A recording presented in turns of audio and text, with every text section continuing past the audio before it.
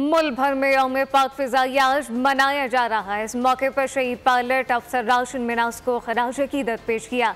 Air vice marshal Aamir Shahzad ने राशिद मिन्हास की कब्र पर फूल चढ़ाए और फातिहा खानी की। तफसीलात क्या है, कफील अहमद से जानते हैं। जी कफील।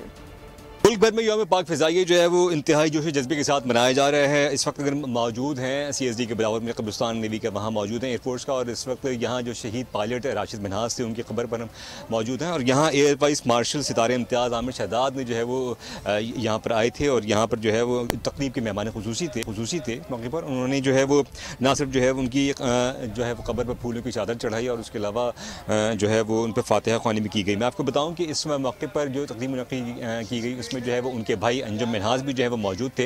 राशिद मिन्हास शहीद जो है वो कराची में पैदा हुए थे और 17 फरवरी 1951 को, और उनकी जो शहादत का दिन था वो 20 अगस्त 1971 है। अगर हम बात कर लें आज जो तकरीब अपना मुनक़्क़िद, इसमें chief of air Ahmed Babar की जानिब से भी जो है वो इनकी खबर पर जो है वो फूल रखे गए और PASF बेस कमांडर मसूद की जानिब से भी जो है वो फूल रखे गए। सब्सक्राइब करें और बेल दबाएं ताकि कोई खबर रह न जाए।